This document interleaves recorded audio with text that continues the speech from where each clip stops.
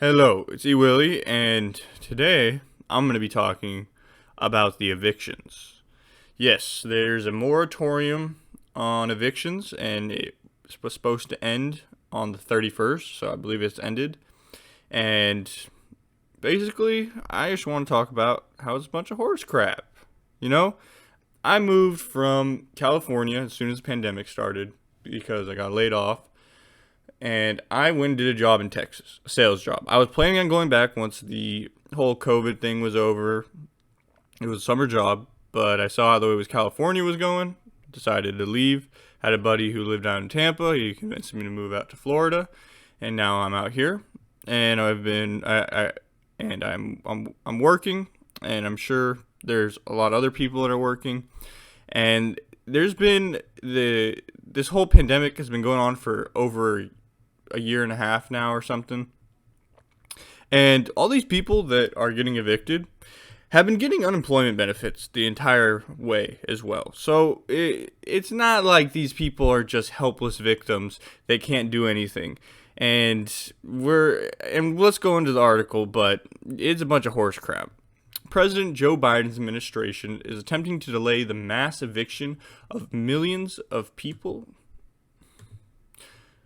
President Joe Biden's administration is attempting to delay the mass eviction of millions of people that looms after the lapse of a federal moratorium on housing evictions for people who haven't been able to pay rent during the coronavirus pandemic. The administration remains deeply committed to doing everything in its power to keep the people safely and securely housed, which is essential to the health, well-being, and dignity of us all, White House Press Secretary Jen Psaki said in a statement on Monday, just days after the U.S. House negotiations over extending the eviction ban collapsed and lawmakers headed back to their districts for August recess.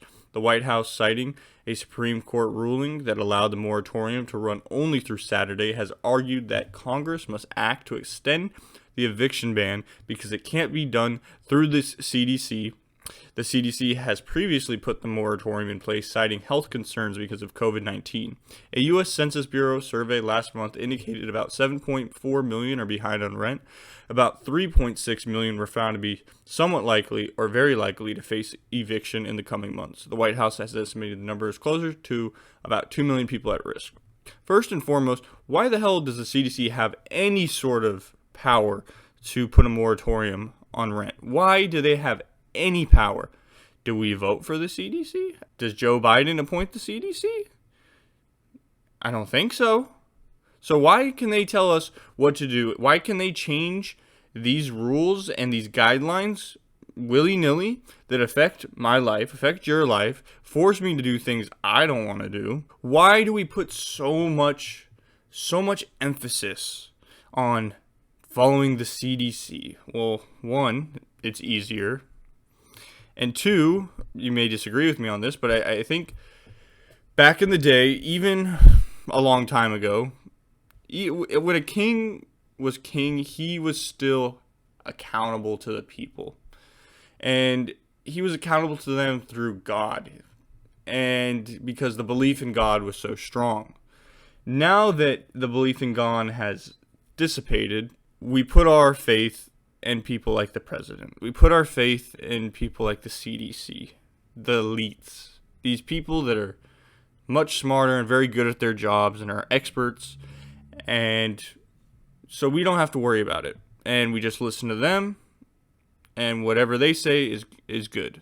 All right, first and foremost, I understand when COVID first happened, we were all very scared. We didn't know what was going on.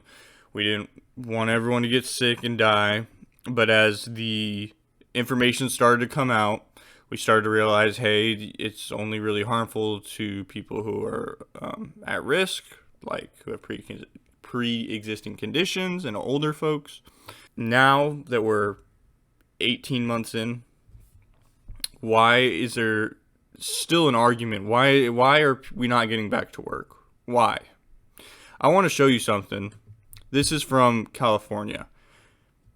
Benefits paid for week ending July 24th. 2.1 billion. 130,000 people are still on unemployment. 130,000 people this far in with the vaccine they're still getting unemployment. They're still getting free housing. Why and why was this not thought of beforehand? If there was 7.4 million people behind on rent, why didn't the Biden administration think about this whatsoever? And my only answer to that is that they don't really care. It's kind of creepy in a way. In 1960, there was a ideology started called postmodernism, and one of the core tenets of postmodernism is there is no truth and there's only power. Essentially, what that means is that we can't know objective reality. We can't find it. Not saying that there isn't one, but us as humans, we can't.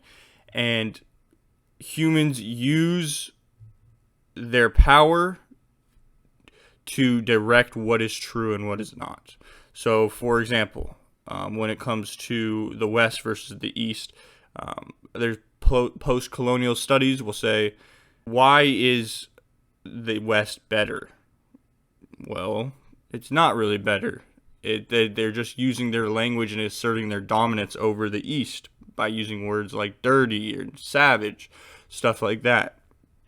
And I've not been in politics for a while. I'm pretty young. I'm only 22. I think when Donald Trump got elected, the matrix was smashed. And now all these ideologies are kind of conflicting, and they're battling basically to play the role of God.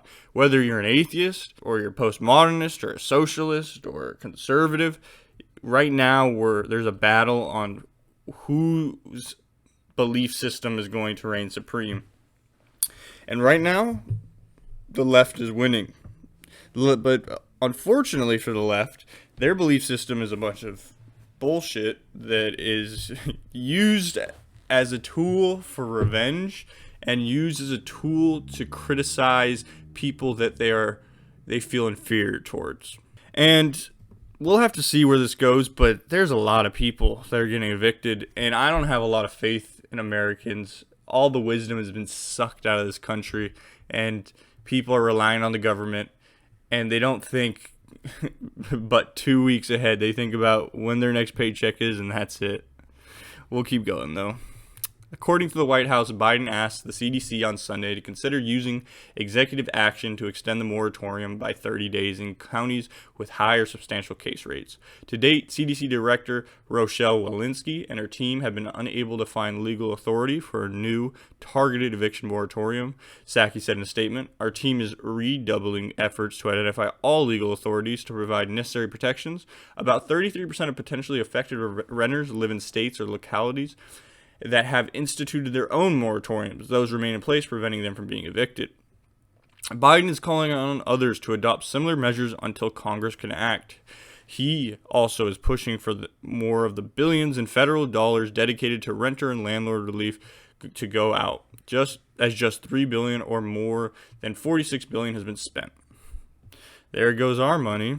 Gene Sperling, a White House advisor who is leading the efforts to distribute Biden's nearly $2 billion COVID-19 relief package, told reporters at the White House on Monday that Biden continues to search for avenues to prevent evictions. The president has long fought for eviction moratorium, Sperling said. Given the rising urgency of the spread of the COVID-19 Delta variant, the president has asked all of us, including the CDC, to do everything in our power to look for every potential legal authority we can to prevent unnecessarily avoidable and painful evictions. These are all avoidable. Democrats go and lock down the country, and then they go and print money, and that takes away from people like me who work 2 jobs and do what's right and pay my bills, the whole middle class of America that goes to work every day and is responsible for themselves.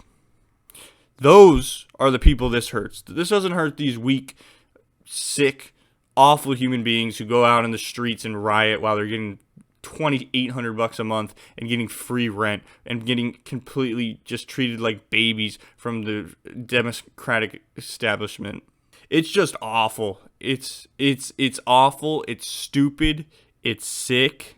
And for some reason in this country, being nice and getting along, which possibly could be because women and men's roles in societies are being kind of equalized. Men are becoming more feminine and women are becoming more masculine, and women tend to be more agreeable than men and tend to not like conflict as much.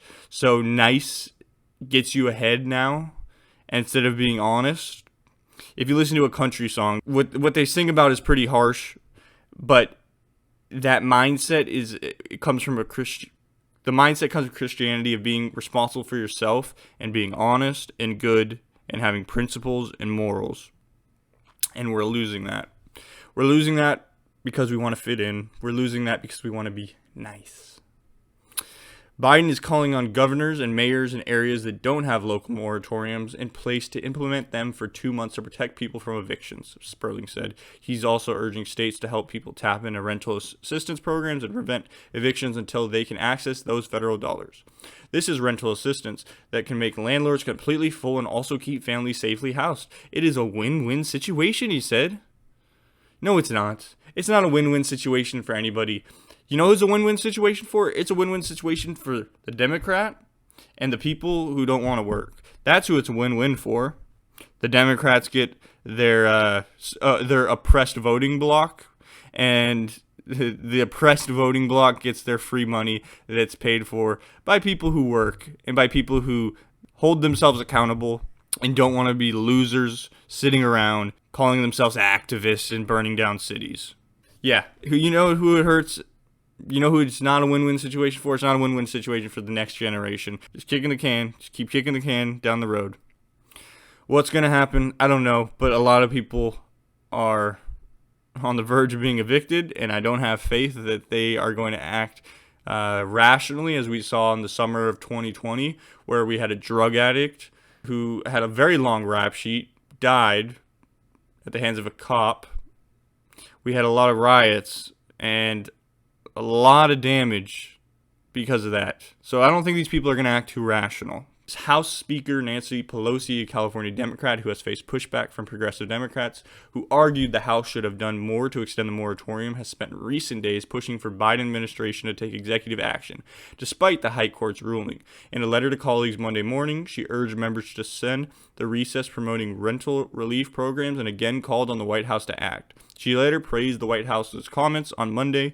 The administration's statement that they will be taking action to find legal authority by the CDC or other authorities to extend moratorium is welcome, she said in Monday's statement. I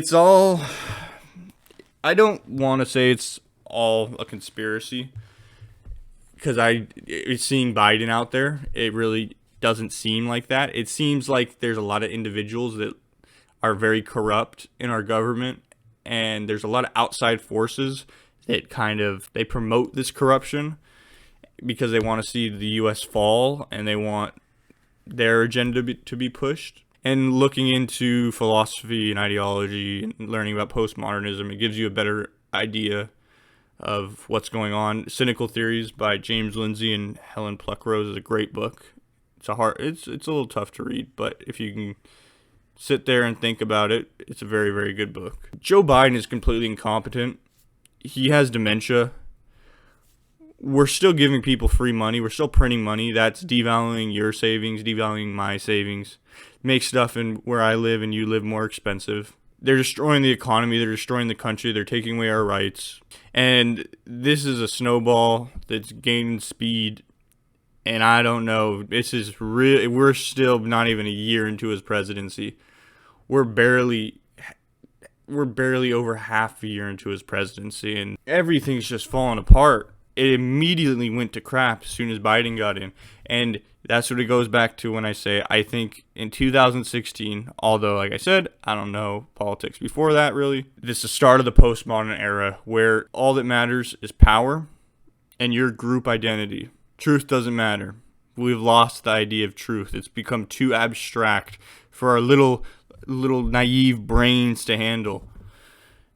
And we have people whining and crying about and virtue signaling about helping people who've had a year and a half to plan out what they were going to do and did nothing. And you want me to care? You want someone who's working and trying to feed their family and their kids to care? You want the person who runs a restaurant who's getting absolutely obliterated right now because the price of everything is skyrocketing because we keep printing money and you keep closing down, and the CDC has these bullshit ass guidelines. You want them to care? No. It's not a win-win situation for anybody. It's a win-win situation for the government and these pieces of shit that should be held accountable for their decisions. It's been long enough. I appreciate you watching. If you like what I had to say, just consider giving me a subscription. Thanks.